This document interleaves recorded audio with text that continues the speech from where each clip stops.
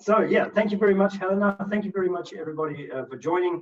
I thought that I would like to present some thoughts that I have on the experiences that we gain from EYP, and what they're worth. And why is this? As Helena mentioned, I've spent quite a while in EYP in my active career. And at the end of it, a lot of things were so obvious to me that I didn't think of them as anything special anymore. And that actually meant that when I then went to look for a job and to start my own career, that I didn't realize what the value was of the experiences that I had. And I always assume that if I have a situation like this with myself, that probably a lot of other people have this as well, that they maybe forget about what makes them special. And so this is what my talk in general is about. I also decided that EYP is huge, right? The amount of things we can do is fantastic, that I'd like to focus it on one very specific part of EYP, which is team building, and we'll get into that in a second. So actually, yeah, doesn't matter.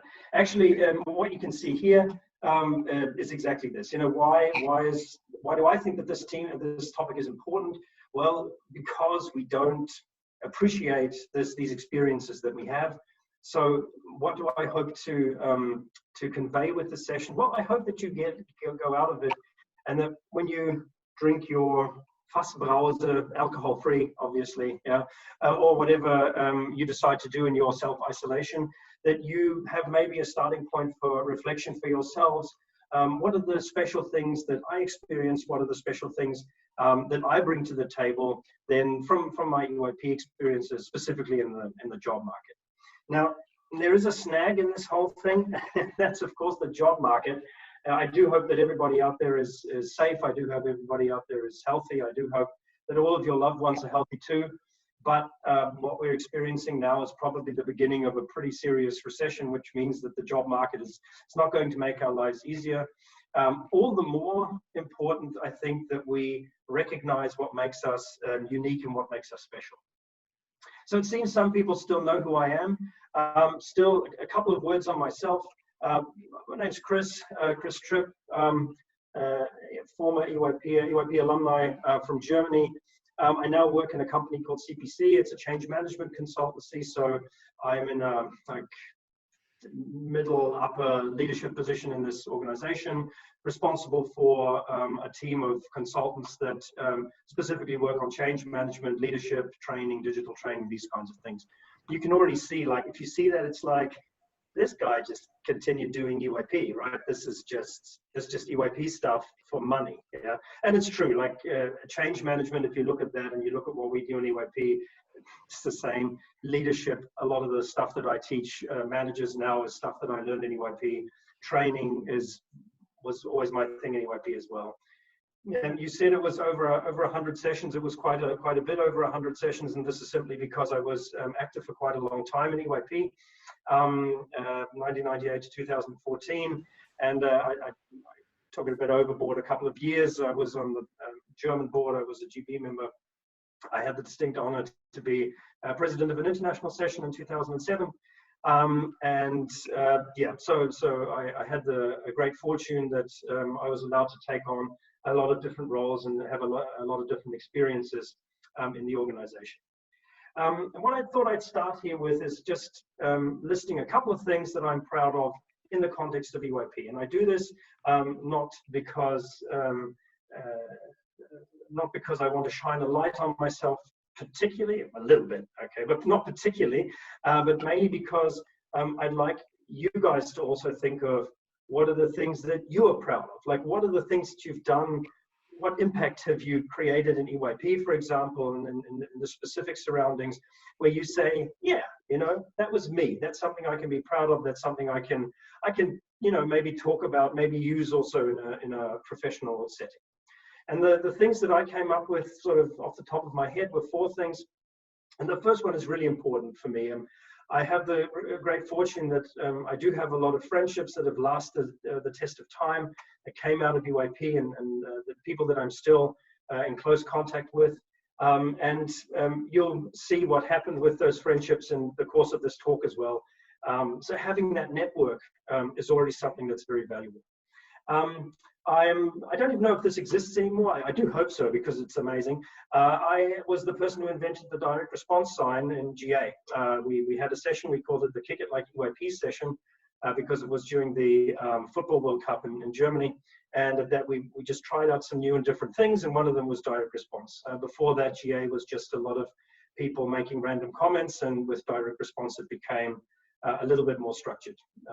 I do hope, of course, that you've developed on that in the meantime, but something that I'm proud of. Democratizing sessions. I'm proud of trying this out. I don't think it's ever turned into something. This is my advertisement to ask you guys to try this once more. We talk about democracy, we talk a big game in EYP, but as a delegate, you arrive at a session, and then you have this president, like this God who sits above you, and you have no democratic role to play in the actual session. And what I did in a couple of sessions was that where I was presiding, I would actually hand over my presiding responsibilities to elected delegates. And so those elected delegates would have certain, let's say, presidential responsibilities. They would also lead sessions of GA, for example, these kinds of things.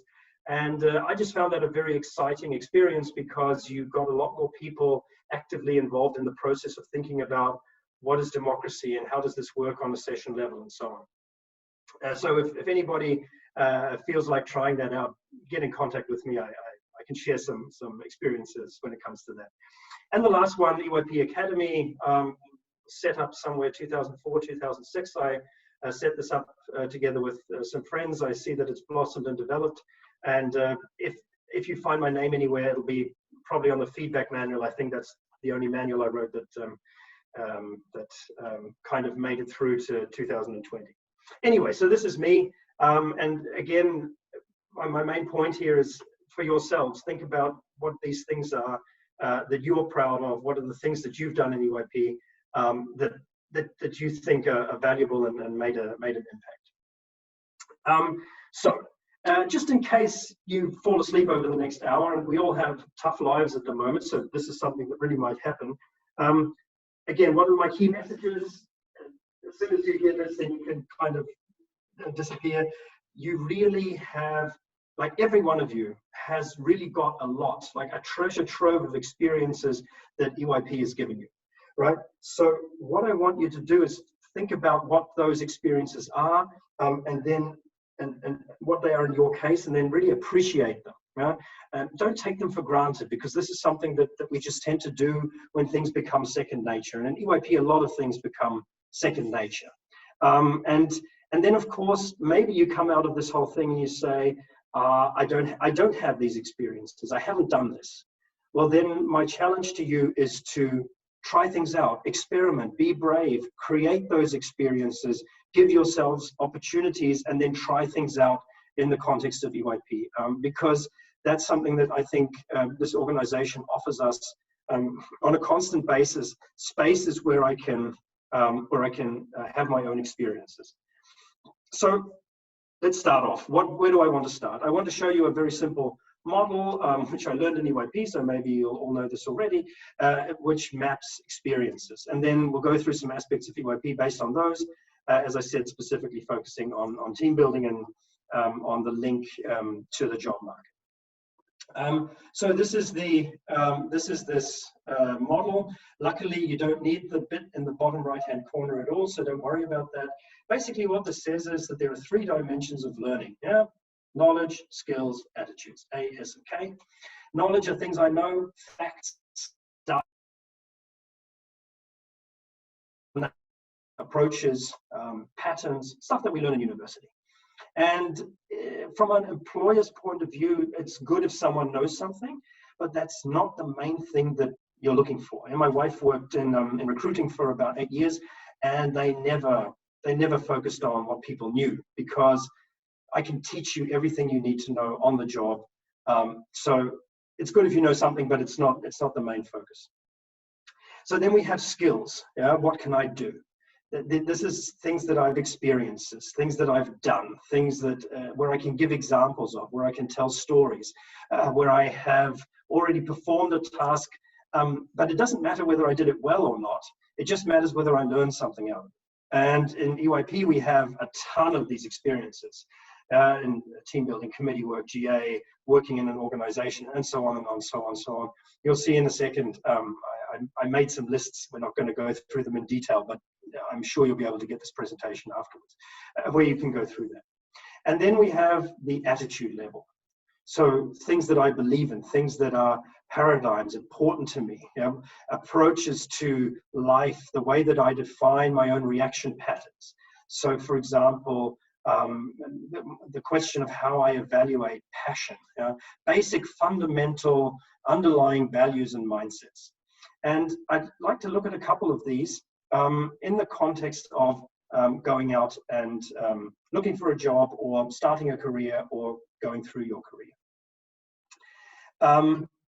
So I just wrote down here just a couple of roles and responsibilities that we have in EYP. I actually had to change one because I knew, for me, the term journo team was normal, and I hear now that it's basically almost everywhere it's called the media team. So that was a quick change I had to make. On the left, you see sort of in-session things, and on the right, partially hidden, but doesn't matter, are the sort of the organizational topics: coordination, the alumni network, functions in the organization, other organizational roles. So we have a huge breadth of different experiences that we can have. We have unbelievable opportunities to have to create these ASKs in different roles and in different settings. And as I said, I'd like to focus on team building. I'd like to say a few words on General Assembly, but just focus on team building. And again, hand it over to you sort of for your own reflection to think about what the experiences are, what the ASKs are that you have, for example, from committee work, or, and this is one of the things that I think is most underestimated, the experiences you made as a delegate. We tend to kind of forget the delegate experience in our whole EYP career after a while, but I think the delegate experience is often the one that is most profound. So that's definitely something that I would recommend thinking back to. What was it like to be a delegate? What experiences did you make there? Now, in team building, I gave myself a few minutes, brainstorm just a little bit by myself. What are attitudes, what are skills, what are knowledges, things that we might be able to get out of our team building experience. And you can see here, I mean, I didn't write them all down. I just wrote down sort of the first few that I came up with. And it's far too many to discuss in the short time that we have here together. So instead, I'd just like to focus on 4. And the 4 that I'd like to focus on are, there we go, group dynamics theory, responsibility, what I call team in a team, complex structure, and down in the bottom left-hand corner, debriefing and feedback. So I got myself a stock photo for this so that we didn't have to look at the same page all the time. And we go through some of these things step by step. So group dynamics. Now, many of you will have heard of the FIRO cycle. Maybe you've heard of Tuckman, this idea that a group develops over time.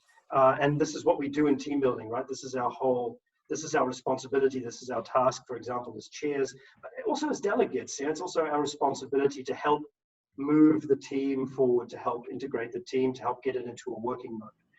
And having this understanding of what groups need is rare, much rarer than you might think, and it's unbelievably valuable. So all organizations work in groups. No matter what kind of an organization you'll end up joining, there will be some form of team, some form of hierarchy, some form of group setup. And whether that's conventional or agile or flex org or pool org or some other fancy name, you're still going to be working in some form or another in teams. So it's all about teams, it's all about groups. And we EYPers, we know how groups work, we know how they develop, we can see the signs of groups falling apart, we can see the signs of groups coming together. We know how to communicate in groups, we know how to read them from our team building experience. We have a good feeling for when we move from the name games to the trust, to the problem solving, to whatever else. And We spend time discussing this at lunches with other chairs colleagues as if it was something completely normal. And at some point in time, you know, you just realize that this is an unbelievably, it's an unbelievably valuable conversation you're having there for later, for a business, for a job context. So we've developed this experience already, and it's not just that we say, you know, we've studied this, so we studied psychology and we've studied group dynamics, but we've spent years practically working with these models as a tool as well. We understand them deeply, and we understand how this works, for example, also in different cultural settings, in complicated and stressful situations, and so on and so on. So already, just even though I said before that knowledge is not necessarily the most important thing, I believe from a recruiting point of view, here's still something that we all know, and that is still really valuable, and is something that I think that we should be proud to talk about as well. The second one that I wrote down here is responsibility, and responsibility is as an attitude. When we chair, and again, I'm focusing very narrowly, right? I'm focusing on team building and chairing, and not leaving away all of those other roles and responsibilities that we can have.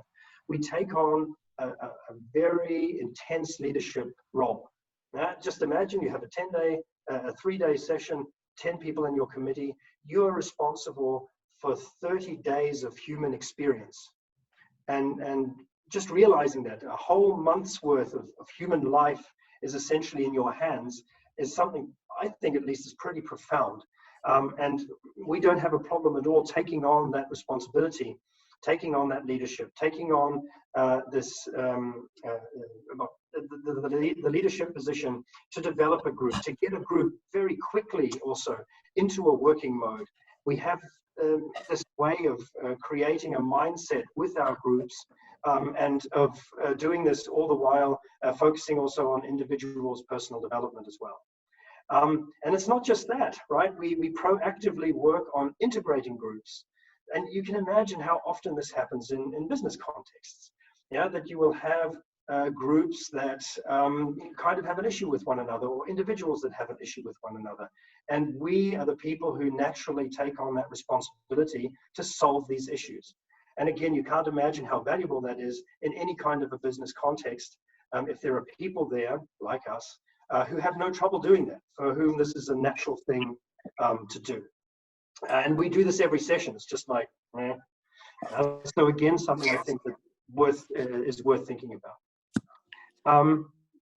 I had to, working in a complex structure. Again, I think we underestimate how complicated and how complex EYP from a structural point of view actually is.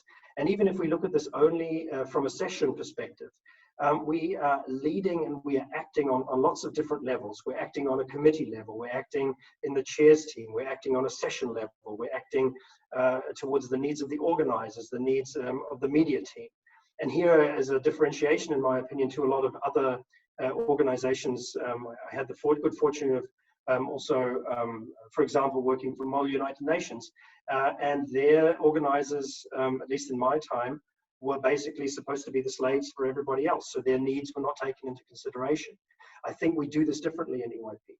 The same goes for journos, for the media team, that there's a clear understanding that these needs all somehow need to be taken into consideration. And that's really complicated. So what's happening throughout team building, and again, just focusing on team building, is that we're taking all of these needs and all of these responsibilities on board, and we're working very naturally in this complex structure. Again, something you'd be surprised how few people actually are able to do this and are able to do this well. And again, something that every organization is looking for, people who feel comfortable in complex structures. The last one for me is the most important, debriefing and feedback. It's not just because I wrote the manual, but because this is something that a lot of people write in their CVs, a lot of people talk about. They say, I'm very good at feedbacking and I'm open to getting feedback. But the amount of actual experiences that we can bring to the table when it comes to this topic just eclipses what anybody else has. And this links up a lot with responsibility and with working in complex structures and a lot of other ASKs that I'm not going to focus on here. Yeah, but very few people have deep, meaningful personal experiences with feedback and with debriefing. This, for me, this has a lot to do with courage. This has a lot to do with openness, yeah, readiness to listen, readiness to accept others' opinions, to act on them autonomously. And in business, all of those things together are incredibly valuable. So the reason I tell you this is because when I went into my first job interviews, I didn't think about these things. I didn't think about debriefing and feedback being a strength of mine. It's just something I did. And in the meantime, I've come to realize that this is something that people are really looking out for. And if, for example, in a job interview, you have an example of a story to tell where you took on that responsibility to formulate some difficult, constructive, whatever you want to call it, feedback with somebody else, you maintained rapport, you kept your relationship on a good level despite the messages that you were passing across, and this turned somehow into some positive impact for the other person. That's really valuable. And of course, it's also valuable the other way around. If you can tell a story about deep, meaningful, impactful feedback that you were given, and you were able to stay open and able to turn this into something positive for yourself. You'd be very surprised about how much of an impression that makes if someone has stories like that to tell, if someone has examples from their life and doesn't just say, yeah, I'm open to feedback. A word on team building in business, because this is also something that I think that there are misconceptions about. People in business don't hate team building. You often see this in sitcoms and so on. It's not really true.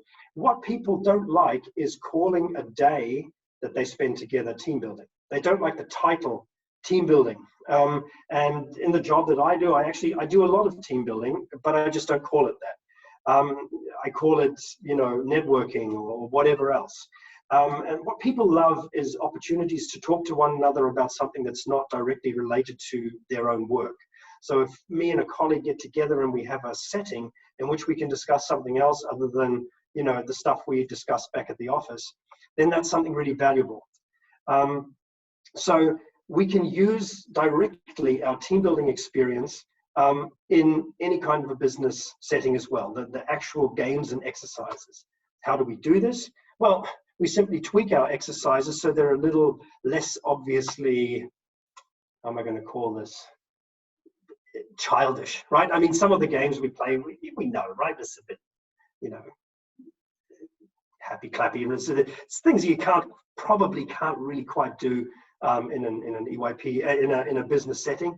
But it's really, really easy to take an EYP game and the basic concept of that game, and just to leave out a little bit of the EYP-ness that we add in for ourselves. So you tweak that a little bit.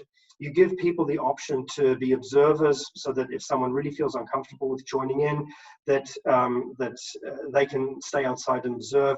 And then you focus less on the game itself and more on the debriefing and the conversation and the group feedback part that we also know so well afterward.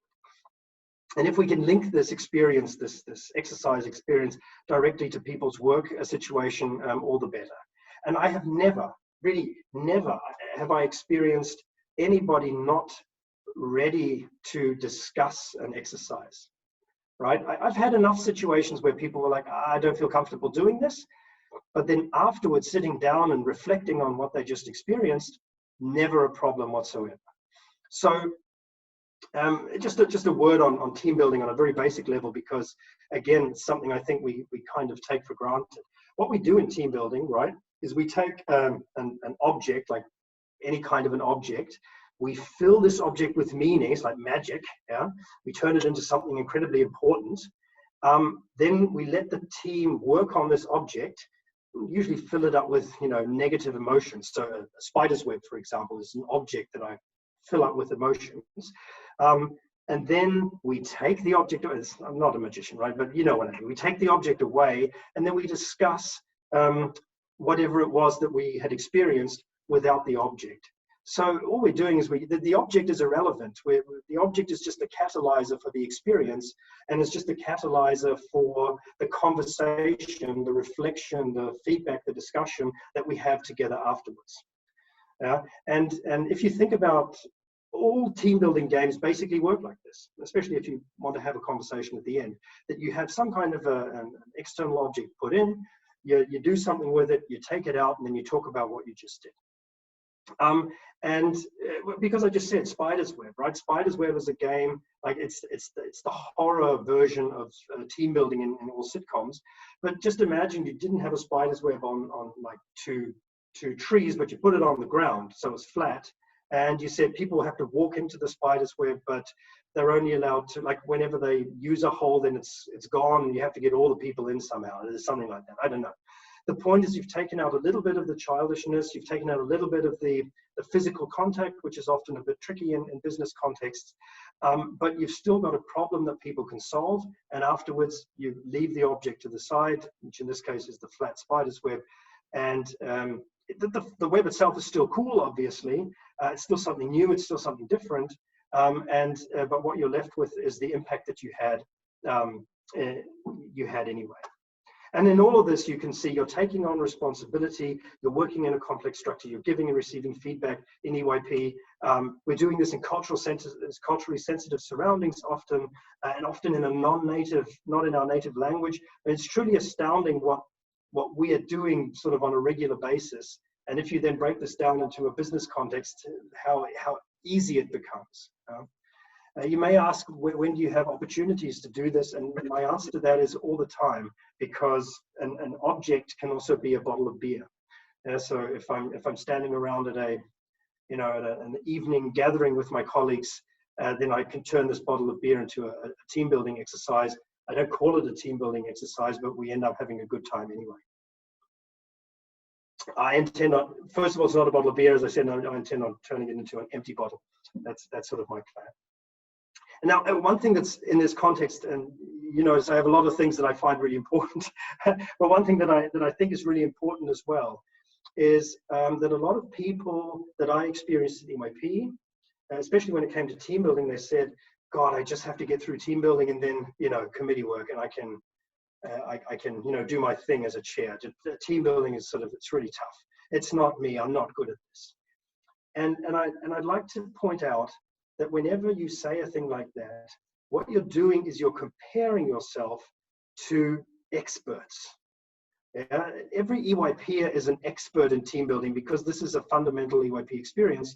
So if you say this is something that I find challenging, think about someone who's never done team building before. You're so far ahead of them that you can't even put it on a map. And then there's a little bit of a difference between you and someone who you might believe to be a very good team builder. Yeah, so I think it's a problem of perspective sometimes that we don't realize what the experiences are that we have, and that even if we don't feel 100% comfortable, maybe it's because we're watching people who are even better. And if you truly think this is not me, well then my challenge is, as I already said, go to your next EYP experiences with open eyes. See what you can spot, see what experiences you can gain, watch how others do it actively, write those observations down in a journal or something else. Take that experience consciously with you instead of just letting it pass by. Now, I said that I'd also mention something about GA. I'm going to do that very briefly.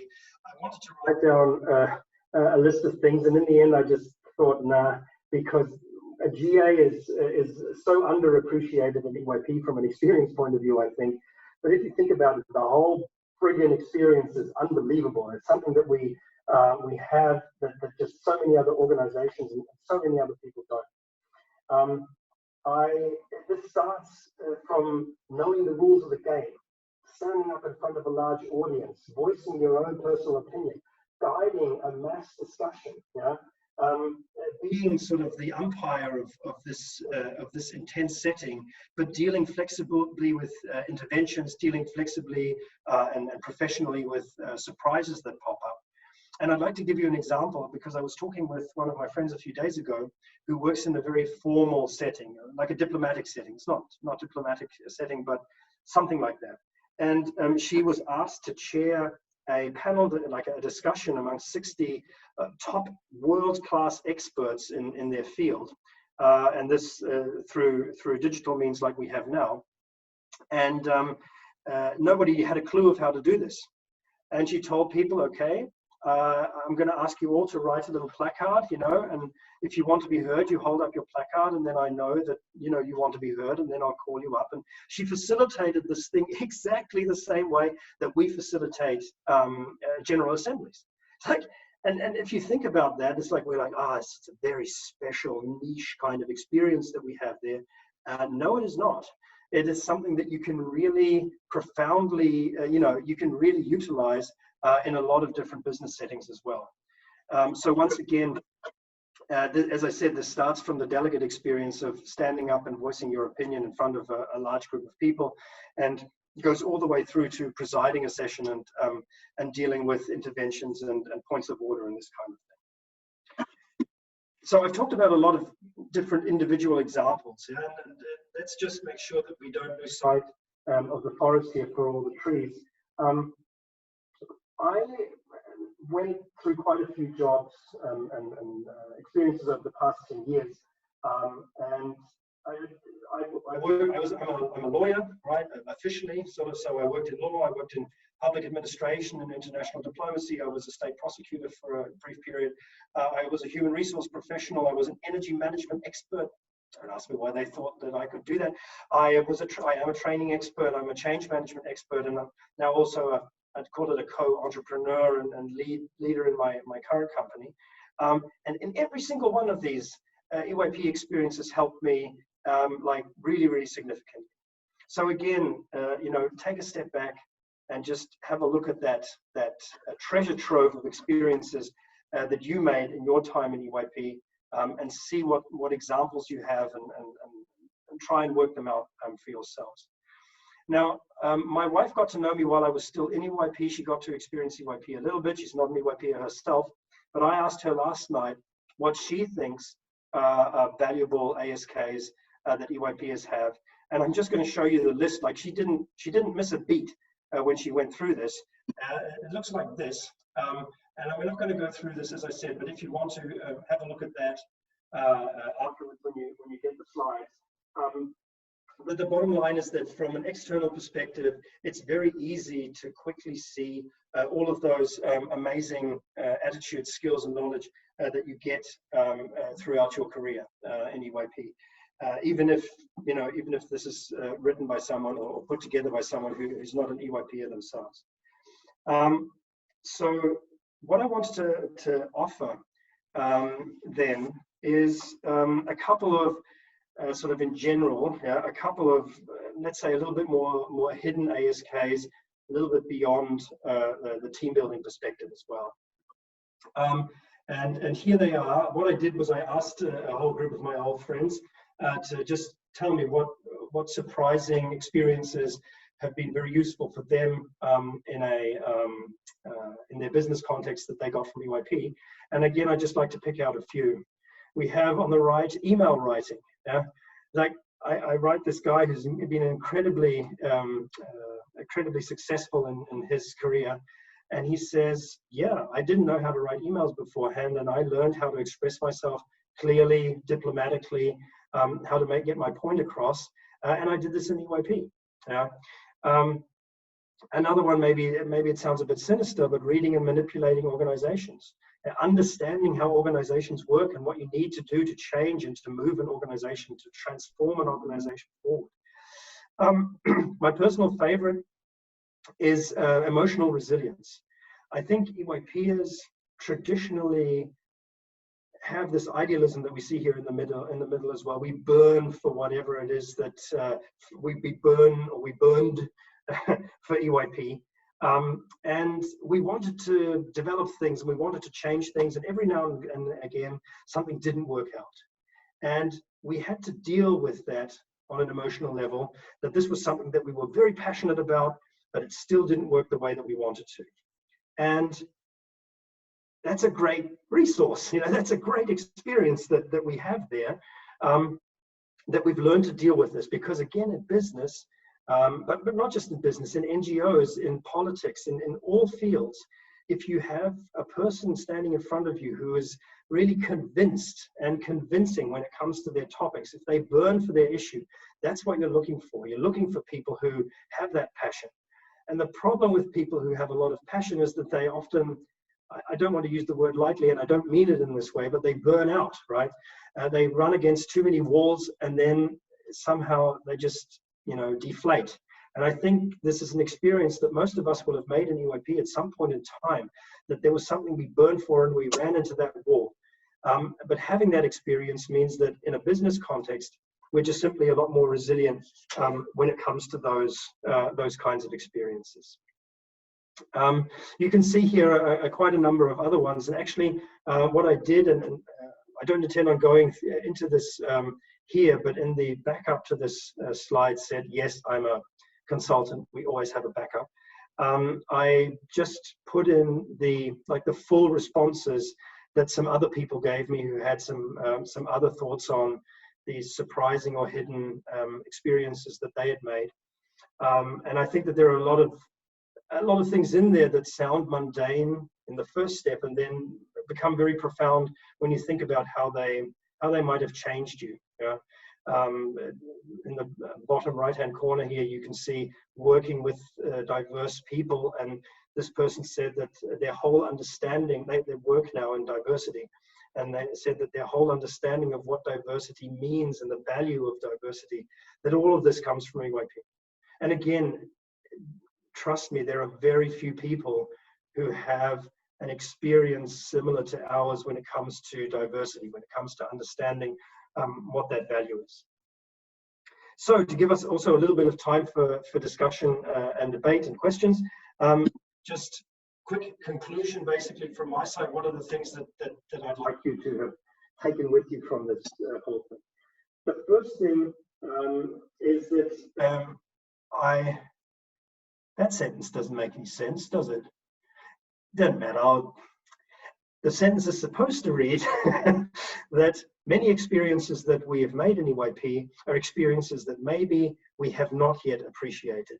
There should be a not and a D at the end. We've not yet appreciated, and my challenge to you is to think about what those experiences in your case are. They'll be different from mine, they'll be different from everybody else's, but they will definitely be there.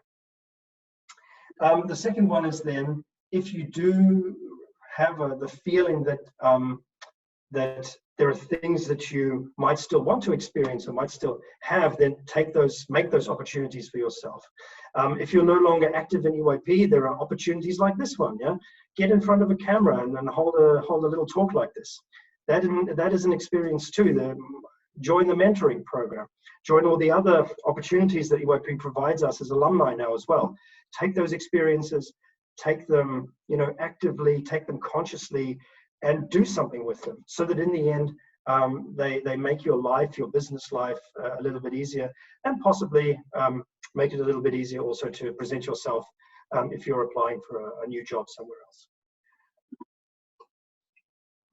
I can't not write this, right? I mean, feedback, if you can tell that compelling story, if you can tell that profound story about something that you experienced when it came to feedback, or where you had that courage to give others feedback, then in my opinion, at least, that's a really important part of the story that you're telling to a potential employer.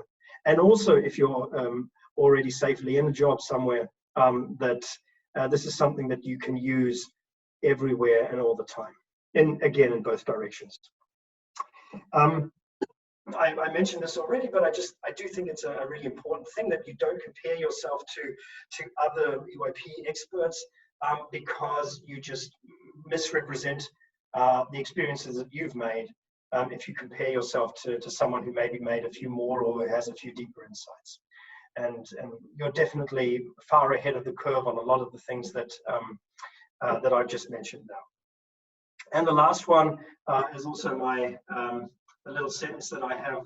If you add me on Skype, you'll find this there as well. For example, I think one of the big things in EYP that we learn is we see other people being passionate. We learn from them how to be passionate. We learn what it means to burn. Yeah, we learn what it means to drive things forward with that with that internal motor, that we have, and we don't need external factors to come and motivate us.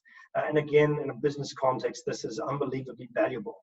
And so being able to say, not just, I'm a passionate, but actually being able to say, look, I sat down, I was doing my studies, and I was maybe dealing with something else, and I also organized this international session, or I also organized this forum, or I also sat down and prepared myself for a presiding job that I did, and I did this with passion without anybody kicking me. That is, for me, that is it's a profound story that you can tell that can really make a difference. So with that, thanks very much for sticking with me so far. I hope you didn't fall asleep. And I'd be very interested in hearing your thoughts, your comments, your questions. And I'm not sure how this works. So Helena, over to you. And you're on mute. Yeah, we see here a hand from Danny. So Danny, go ahead. Hello, can you hear me? Absolutely.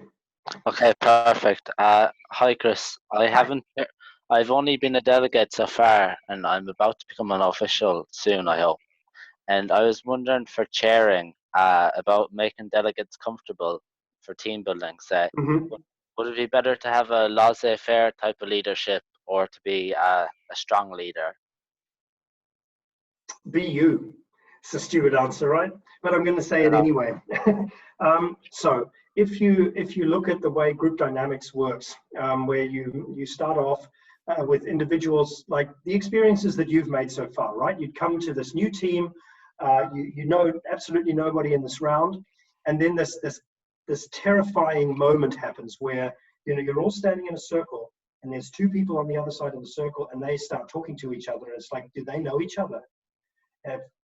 I'm not going to use the F word now, but you know what I mean, right? And you're like, damn it, everybody knows each other here. I'm the only one who knows nobody else. Now, what kind of a chair would you like to have there? You might want to have someone who comes up to you and says, hi, I'm Chris, nice to have you here. It's, please feel welcome. And by the way, look over there, that's Helena, come, Danny, come here. You two stand together. I want you to talk right now. Yeah, something like that. Yeah, just whatever. That's a great approach. Yeah, just going in and making people feel comfortable. The other side of things would be that you have someone who comes in and says, okay, people, I want everybody to be quiet right now. Yeah, it seems that you two know each other. That's great, but not everybody knows each other here right now. Now, what we're going to do is the following, and I'm sure you've all experienced this before, but I just want to make this clear. First of all, we're going to make sure that we know everybody's names, right? And we're going to do a couple of things. So I'm giving you a structure, but I'm not being nice to you. I'm just giving you a structure. And I would argue that you'd appreciate that as well. Maybe some people would like the one side more or the other side more, but it doesn't matter as long as it's you feeling comfortable with that. And let me share, like my very first chairing experience went like this. It was a Thursday evening. I got a call. Someone said, hey, a chair's gotten sick. Do you want to be a chair at a forum that's happening tomorrow? And I'm like, I'd never done it before, so okay. And I got there, I didn't have any games in my pocket, I wasn't prepared for anything. We spent a whole day almost with my team. With my committee, I was just dancing, because that was the only thing I remembered, all the EYP dances, right? And so it was really embarrassing, but it still worked, because it was still just like, yeah, there's this guy, Chris, and he's doing these dances with us now. So we'll do a dance, and then we'll do another dance. Yeah? My point is that it's not something that you need to worry. I believe, at least, it's not something you need to worry about that much.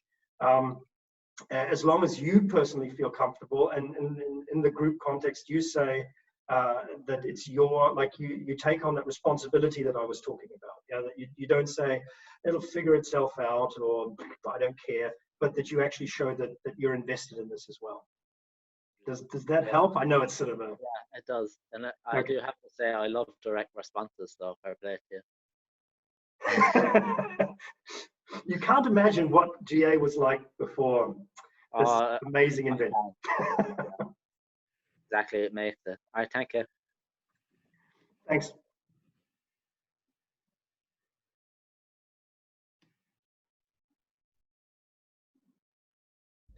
Can I go? Absolutely. So I think it's more like of a reassurance that I'm asking, not a question, because I have tried lots of things outside of EYP. Mm-hmm. Run EYP in a country and sessions and all of this. Mm-hmm. And I have found that what we are doing, the dedication and the motivation and the sense that we get from doing those things that we're not paid for, that we're just doing because we find them brilliant, doesn't really transfer to professional endeavors. Maybe I've been unfortunate, but the question I guess there is, how do we A, preserve it, and B, is it just really uniquely EYP, or do we find this sense of, I don't even know how to call it, not really belonging, but like, let's do this now, this is so brilliant, elsewhere? So let me just make sure that I get the problem correctly. Yeah. The way I'd phrase it is that the passion and the internal intrinsic motivation and so on, these things don't translate from EYP to a professional setting. Is that what you mean? Not. Or is it more broad? It's hard to find them. It's really not, doesn't translate in something that I'm doing, but as in I'm going out and looking for a job or doing a job or doing something with other people. And what I am very used to in EYP, the sense of professionalism as well, saying, okay, we now have this issue, let's put our heads together and do this together. Yeah. And then having it done quite effectively. Yeah. Not seeing this in other professional settings that I'm encountering. Okay. Then let me see if I can find the one. These were the comments that I got when I asked these questions. I have to see if I think it was the one on the left here. Yeah, this big long text on the left talks about exactly what you're saying, right? That what it says here is that, for example, I've retained a certain idealism that I stand for professionally, but what this guy also mentioned was that he doesn't experience this in his surroundings so much. Like he has it, other people don't have it. Yeah, it says here in EYP we were surprisingly pragmatic and efficient. Unfortunately, it's not often possible to bring it together with colleagues. Yeah, I miss the lightness of EYP in my job. Yes, right, like. People who haven't had these kinds of experiences, and that is 99% of people, where are they supposed to take this from? You know, where are they supposed to have that kind of an attitude from, if not from experiences like the ones we've made? And I can say for myself that I would be a very, very different person if I hadn't, made these experiences over and over again in EYP. So I would say that that's just the dose of realism that you have to take along with you, which is that you will meet people who say, I'm here to do a job, to get a paycheck, leave me alone for the rest. But when it comes to, careers and progressing in organizations, those kinds of people are less likely to do so. Now, I don't know if that's something that you want to do, that's something that's important to you to have that kind of a career. But what I've found is that, going into a room, even of, people 50 plus, and I mean, I'm 38 now, so I'm going towards 50, going towards 50. But the point is that if I go into a room and I bring with it sort of this basic EYP, I'm going to call it EYP spirit. Yeah, I'm going to be positive about this, and we're going to create solutions here, and I want us all to be motivated. I'm not going to catch everyone, but I might catch some people, and I might catch some others a little bit. Yeah, and that's all that I can really ask for, I think, in that situation. So, and this is where we get back to what I mentioned. No, thank you. Was it here? No. Here, this emotional resilience. Yeah, that we get into our jobs, and all of a sudden, we crash against this wall where our idealism and our motivation, where we're like, you give me a paycheck, but I'm not so much interested in that. I want to move something. I kind of crash against this reality, and that's fine. Yeah, that's fine. We can still use all the skills. We can still, develop the attitudes that we already have in ourselves, that we have from EYP. I'm not sure whether that's a satisfying answer, so I'm going to. Yes, thank you. It was. Chris, there are a few questions in the chat. Mm-hmm. So one of them from Carolina. As you work with lots of EYPers in different nations, would you consider the approach you mentioned valuable in any European country?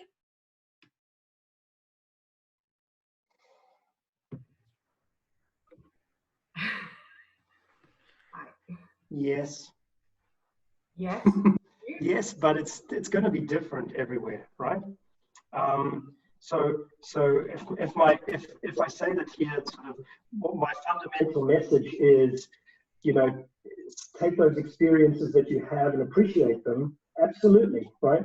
And that might, let me think of something that doesn't work in Germany. Nothing doesn't work in Germany. Everything works, but no. So touching each other. God, Germans hate touching each other. You wonder how 80 million of us somehow got together. Yeah, it's unbelievable.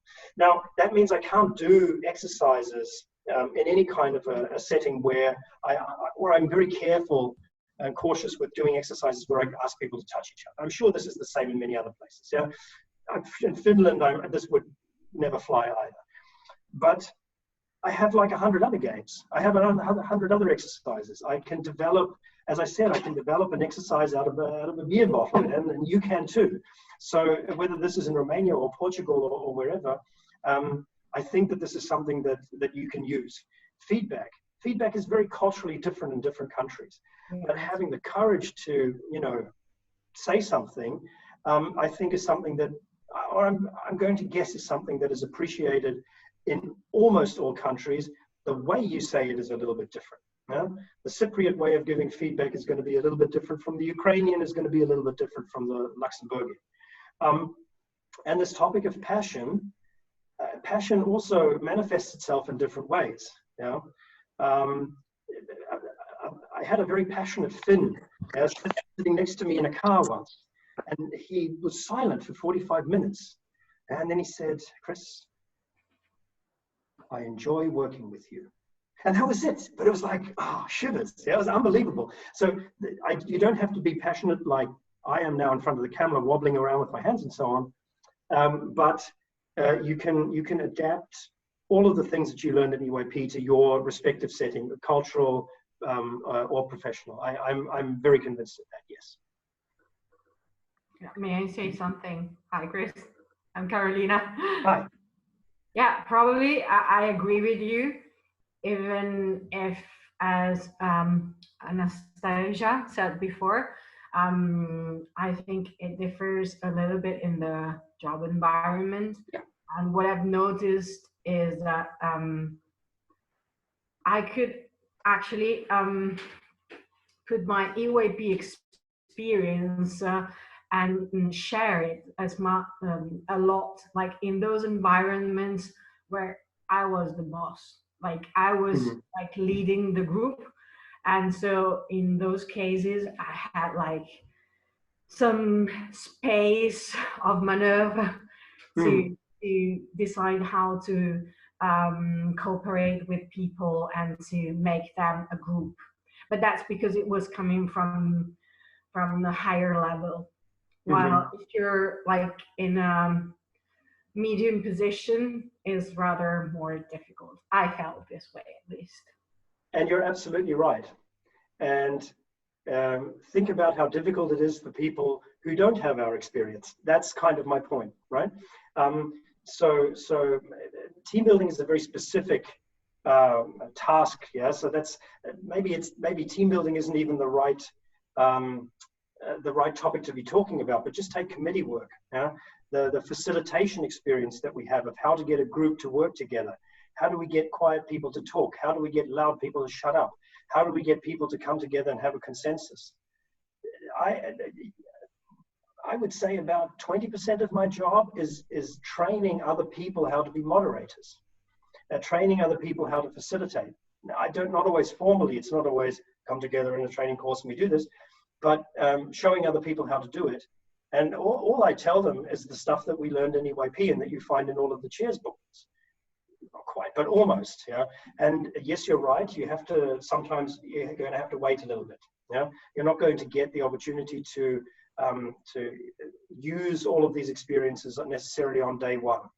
But already in the application process, I think that if, when you apply for a job, I think these experiences are valuable. And what I did wrong back in the day was that I didn't write them down because I thought they were obvious. They were things that everybody should have. And in the meantime, I realized they don't. And right now, like the last partner round of my company, one of the things that that the partners said about me was that I was the best trainer and moderator that my company has. Don't know if that's true, but if it's true, it's all because of EYP. You know, it's because I have that EYP experience. So in that sense, even if it doesn't help you, like if it doesn't help you actively a lot the first few years, finding places where you can utilize those experiences, I think is still worth it. Thank you. Well, thank you. I don't know. You mentioned some other now, so maybe we met in some previous sessions. I recognize this voice. Yeah, I can't see anything. I can't see you in the picture column, but anyway, thank you. Helena, you mentioned there were some other questions in the chat. Is that correct? Now there are so many feedback posts in there that it's even difficult to see if we missed any question.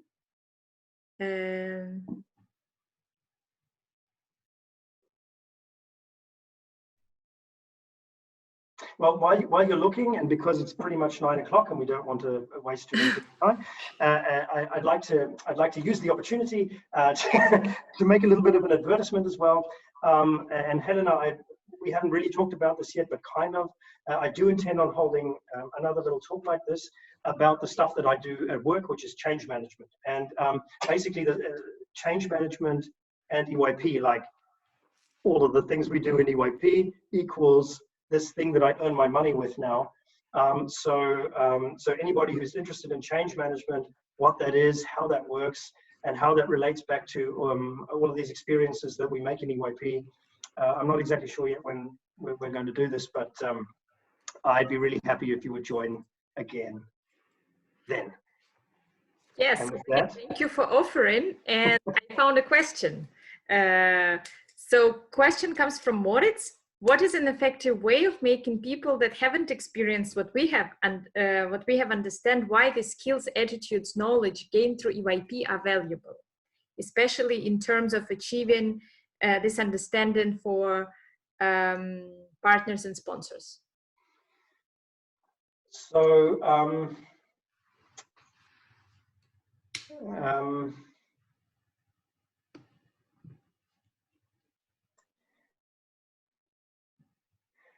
the spontaneous questions, spontaneous answers to spontaneous questions always feel like they're missing something, right? But I'm going to try anyway.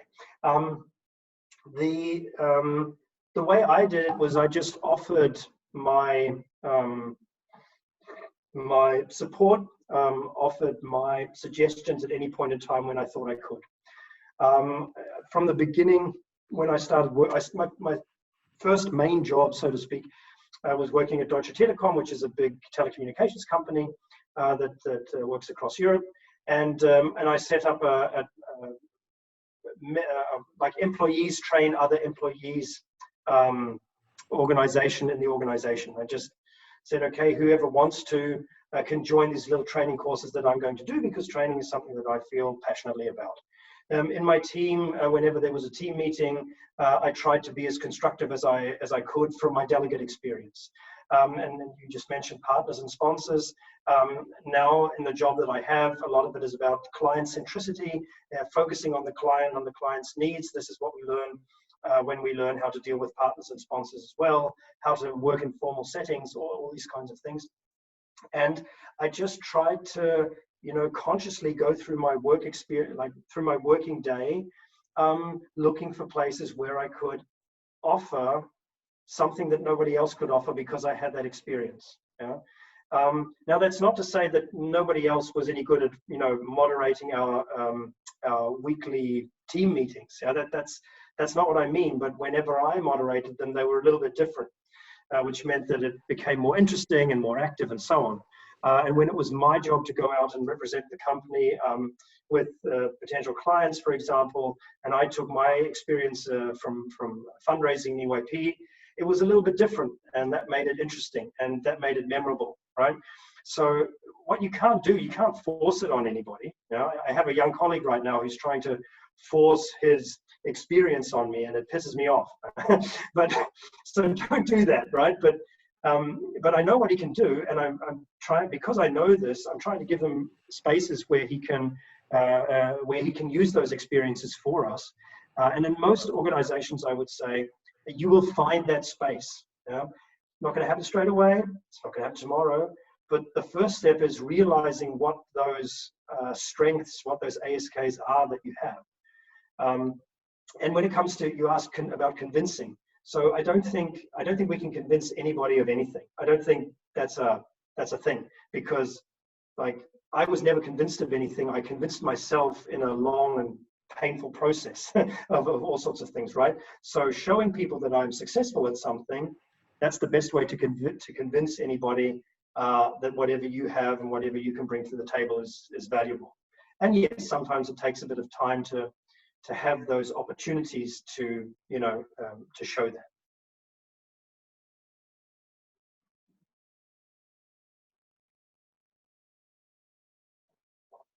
Anyone else with a question?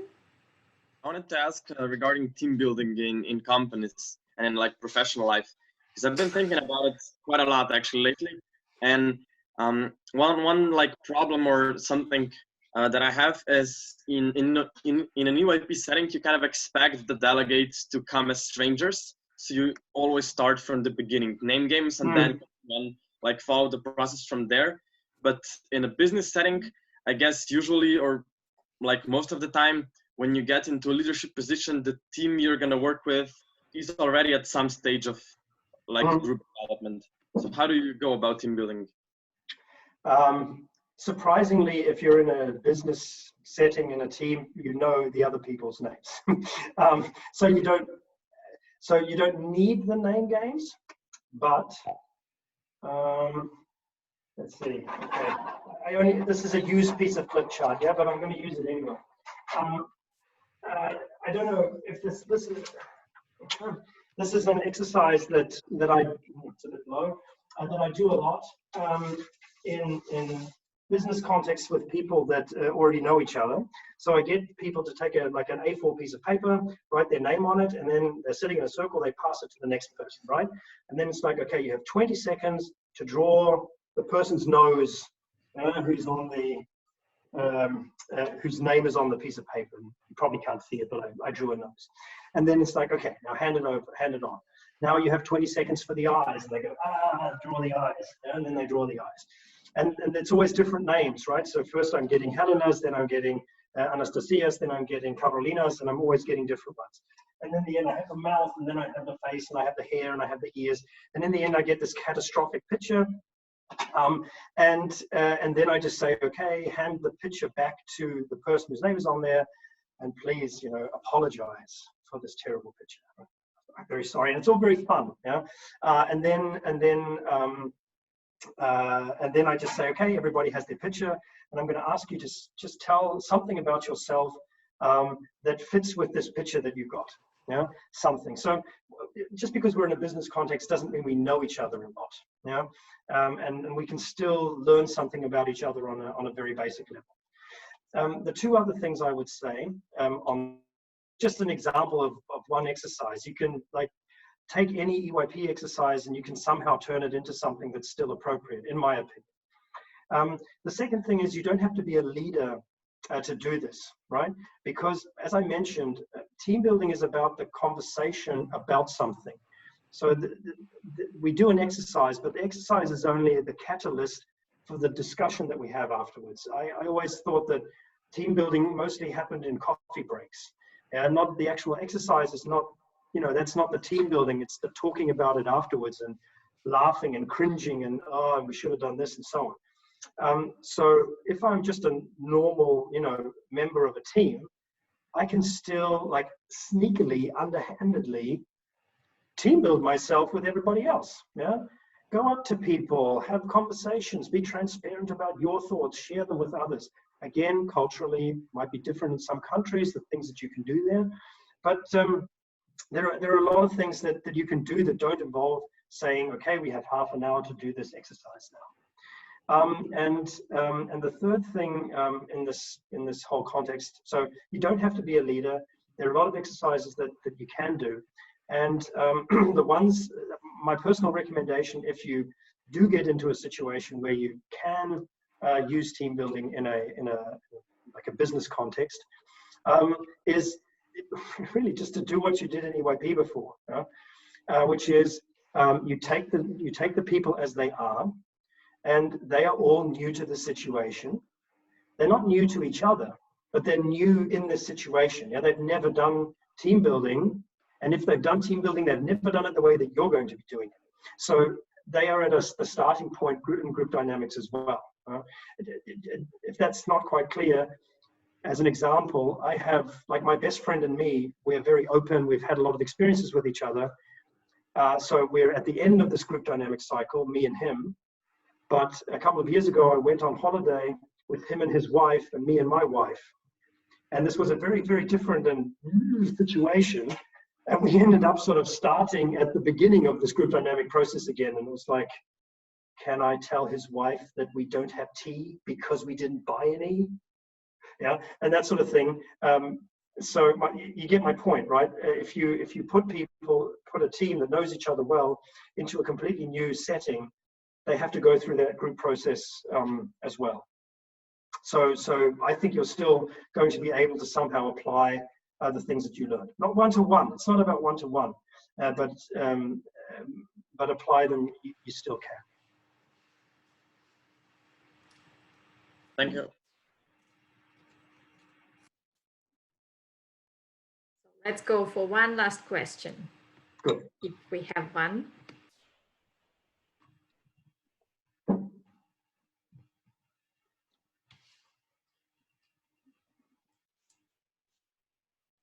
going to do this.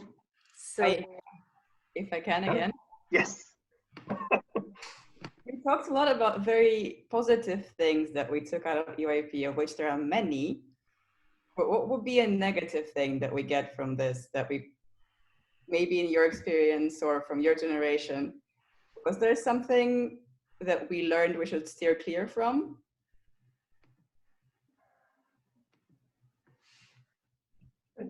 I'm pretty sure that if we put 10 minutes of thought into this, we would come up with a whole lot of different things. But just off the top of my head, I think I think this is changing at the moment, but I think that we had a very unhealthy culture of sleep deprivation in EYP. And this is something, if we look at it again on the business perspective, there are some companies and some environments where that is also expected, yeah, that we spend a lot of time at work and we don't sleep much and we cherish, the next morning, oh, I did an all-nighter and all this sort of thing. It's all bullshit, yeah? And I think that that's an experience we all have from EYP, that you kind of end up at the last day and your head is mush and you end up all emotional, which is great, but is it really giving you the experience that you want to have? Right back in my day, right sort of 2004, the head of EYP used to be Bettina Carr-Ellison. Kudos to her for setting up this organization, but by 2004 she was basically she was deciding who was going to international sessions, and there was no selection process like we have it today of any kind. And I was one of the people who I wasn't one of the senior people at that time, but one of the people in the group who kindly asked her to make way for other structures like we have now with the GB and the BNC. And I would not recommend, I would say that an organizational structure where one person at the top decides about everything is something we should definitely steer clear from, which brings me back to my democratizing of sessions thing, right? Because that's what we're doing there. We have a president who kind of is, sort of this Sun King, which is kind of uncomfortable, sort of a relic. It feels like a relic from you know, the beginning of the 1990s. I would say we have a tendency in EYP to first of all, to undervalue ourselves, but also to undervalue anything that comes from outside. So anything that was invented by someone who's not EYP is automatically worth less. So I have the feeling sometimes we lose a lot of the openness there. You see, you know, if you think about it, if you think about your own experiences, I'm sure you'll come up with a whole lot more things where you say, I have an experience which I don't want, you know, I don't want to have again, or I don't want other people to have. And if I reflect on that, what could I do to make sure that that doesn't happen, is absolutely as powerful as thinking about the things that I experienced and that I can appreciate now. Thank you.